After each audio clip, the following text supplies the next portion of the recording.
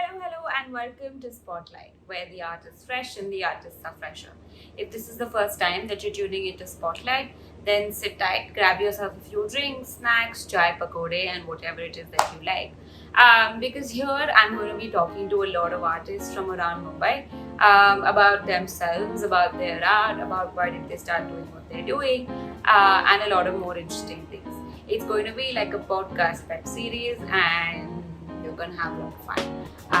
So let's get started.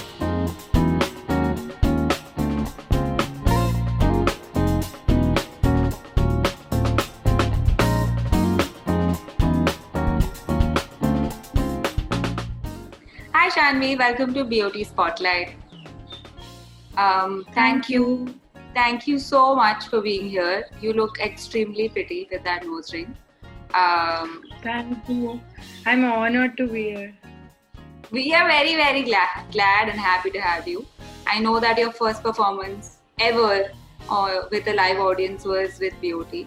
So I Yes. am very happy that you could make it here as well. You have very interesting posters in your room. What are those? Can you just move to the side? So it's like it'll show how bipolar my interests are to you. I mean, I know that since I know you since 21 years now. So I know that you're a dedicated law student and you're currently in your fourth year. So it's not very easy to consistently be able to write and write something that you like or that you would want to put out on the internet, because internet's not really a safe space anymore. So how do you, like, what is your process of writing something? Is it consistent? So I am not a person who can write whenever you ask me to write. It comes naturally to me, and so whenever I have a thought, I always carry a diary with me because it can you can have an epiphany anywhere. So whenever I have a thought, I make sure that I don't delay it and write it in that moment only, Hmm. because I don't want to lose it. So I have, and I'm very grateful because I have a set of friends who also love writing. Almost all my friends love writing, so it's usually a back and forth between each of us sharing our posts and having each other help.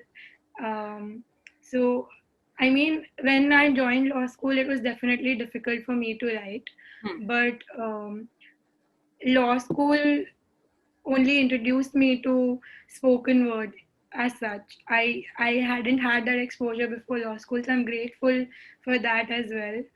Hmm. And there are periods where I can't write anything, and it's frustrating because it's a way to channel out emotions, to um, write what you feel accurately.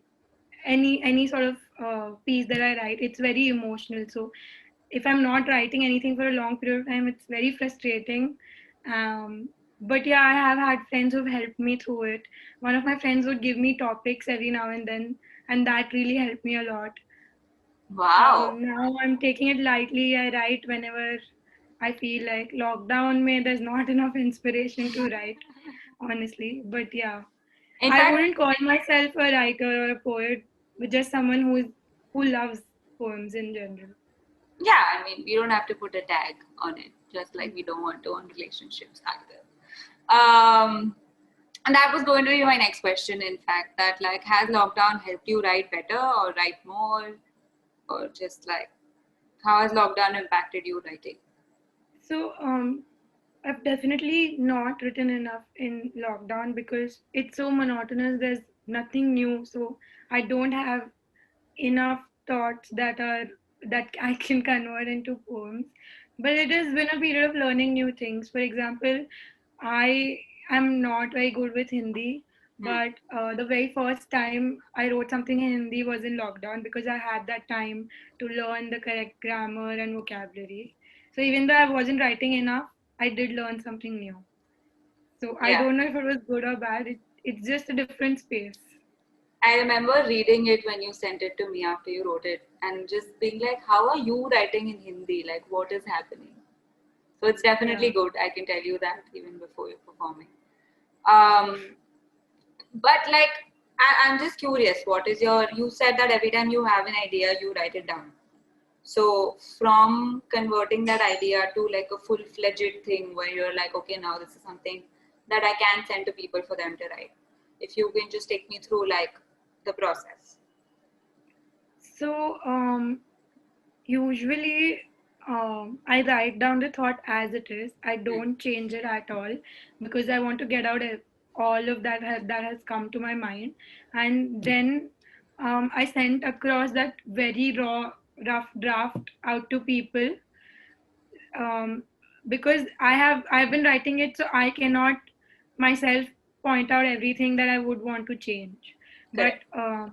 my people who are my safe space also know me very well, who can shift my perspective from that raw thought to something more mature.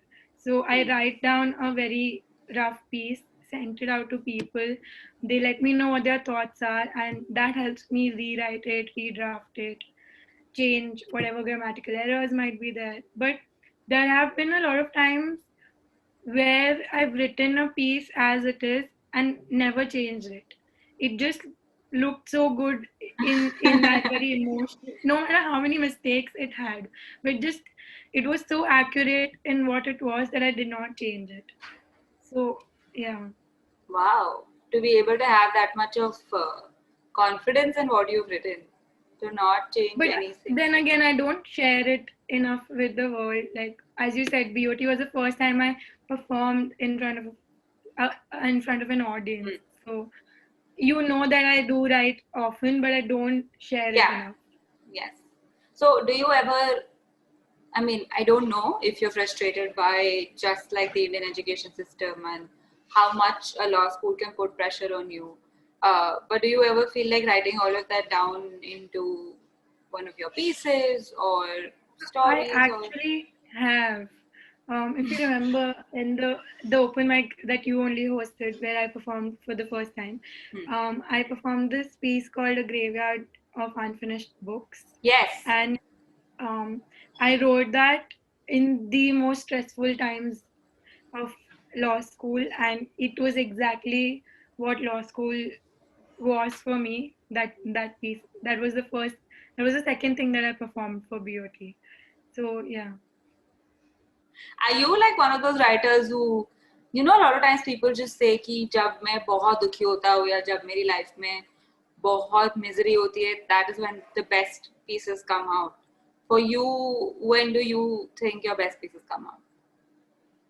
I mean, I think it's not good to just write in misery. It's what I feel personally, because um, yes, it definitely has come to me easier when there's a lot of emotions like stress or sadness or something like that. But I have written for love as well, more Hmm. than anything, even more than happiness. I have written for love. So it's not about the negativity or positivity of the emotion, but it's about the depth. If there's that depth, then the writing comes out, or any sort of creativity, I'd say. Hmm. Correct. So Shanvi has performed for us before at BOT. I don't remember the last time I called her Shanvi because she's my best friend of 22, 21 years, and I always call her weird names.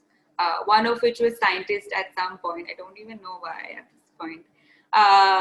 But yeah, I know her as a person. I know that everything that she writes comes from the bottom of her heart.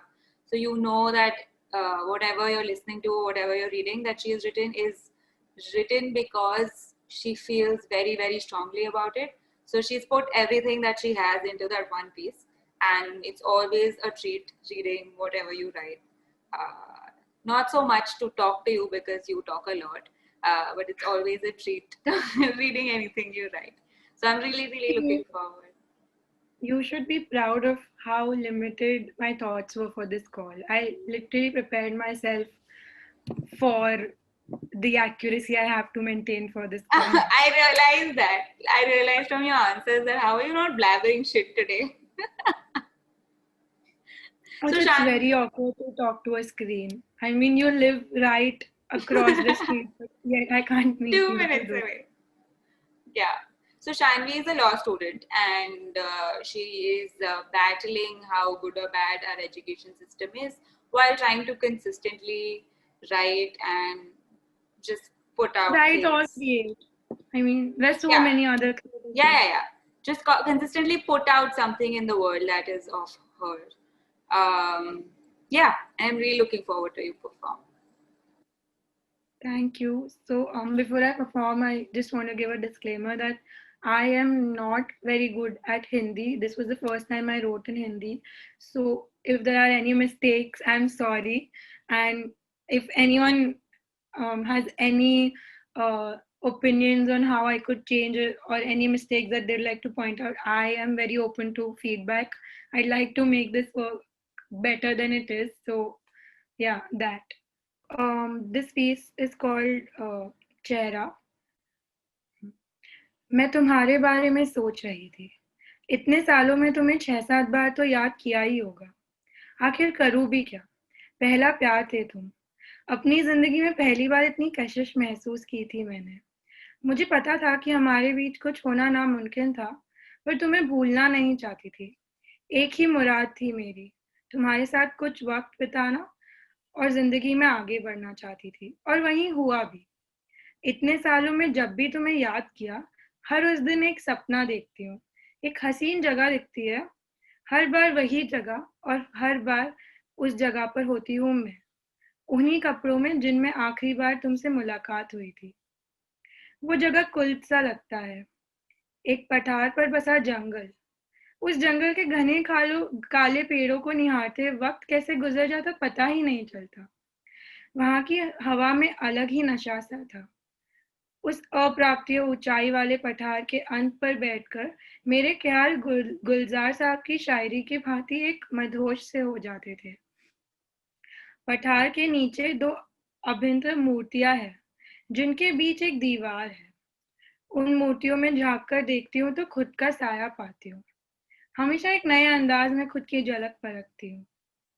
ये कैसी irony है कि इन काली मूर्तियों में मुझे रोशनी मिलती है. वो अलग बाती दीवार थोड़ी लंबी है. उसके सहारे धीरे धीरे आगे बढ़ती हूँ तो सामने खुली दिलकश वादियां है, जिनकी ढलानों में दौड़ना बचपन की हवाएं साथ लाता है. उन वादियों के बीच उस दीवार के नीचे गुलाब का बगीचा है. पता नहीं क्यों इस बगीचे में कांटे नहीं है, सिर्फ फूलों की कोमलता. वो भी ऐसी कोमलता कि कोई पत्थर दिल इंसान भी शायर बन जाए. उन वादियों में तुम्हारी आवाज सुनाई देती है. तुम्हें मेरा नाम पुकारता सुन मन पुलकित हो जाता है. बगीचे के बगल में एक ट्रैम्पोलिन है. वो हमारी हंसी से चलती. उस पर उछलने से मैं गिरती नहीं. आसमान छू लेने का एहसास होता है. कैसी अद्भुत जगह है ये. इस सपने से मेरा मन यह सांत्वना पाता है कि तुमने ही मुझे प्यार और बेखुदी का अंतर समझाया, और ये सिर्फ उसकी याद है. लेकिन आज तुम्हें याद करने में बेचैनी सी थी. वो सपना फिर आया, पर सब बदल चुका था. उस जंगल के पत्ते झड़ चुके थे. पठार का कोई अंत न था. नीचे मूर्ति के आगे एक शीशा था जो एक झलक तक देखने नहीं देता. दीवारों में दरारें थी. उन वादियों में पत्थर और ट्रैम्पोलिन फट चुका था. बगीचा भी वीरान था. तुम्हारी नाम की पुकारों का उत्तर सिर्फ मेरी प्रतिध्वनि ही देती. ऐसा लग रहा था जैसे किसी ने मेरा मन, मेरी सोच और तुम्हें मुझसे छीन लिया है. आंखें खुली तो सपना टूटने की राहत मिली. अकेलेपन के उस साए को महसूस कर जोरों से चीखने का जी कहा. तब समझ आया कि यह सपना एक जरिया था मेरे मन ही मन तुम्हें थामे रखने का. आज तुम्हें छोड़ दिया मैंने. वो एक आखिरी कोशिश का अंत था ये. अपने सपने पर थोड़ा और गौर किया, तब पता चला कि ये कोई जगह नहीं था, तो सिर्फ तुम्हारा चेहरा.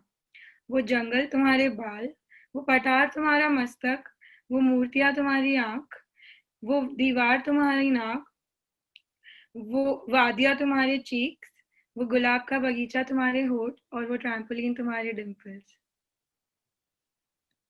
Thank you.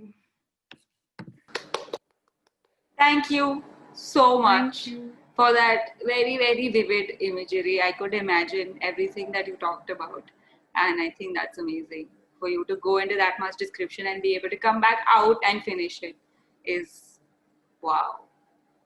Thank you so much. So, an interesting fact about this piece is that the first time I wrote it, I tried to write it in English and I couldn't write what I was feeling. It just never came. And in the last 2 years, I have had this concept before, but I've tried to write it and never came to me.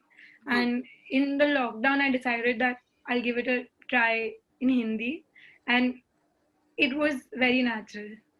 So when I wrote this piece, before I started it, I definitely took 2 weeks to learn some Hindi vocabulary and understand Hindi grammar. But after I wrote it, one of my friends, Promita, she helped me a lot with the grammar. Like I really struggled with the grammar. So this piece, the concept came from me, but my friends and my people made it what it is. I am so glad you have people like that who can just help I you have turn you. an idea. Who can just help you turn an idea into like matter on a paper. And that's amazing. So in fact, we had one more person perform yesterday who did a few words in German, because German is a language that she's been learning since 6 years now. And that just goes to show that it is very difficult to obviously write in a language that doesn't come very easily to you. But if you want to do it, you can actually make it happen. And that's just amazing. Like both of you, it's commendable. My last question to you before we end this: what motivates you to write?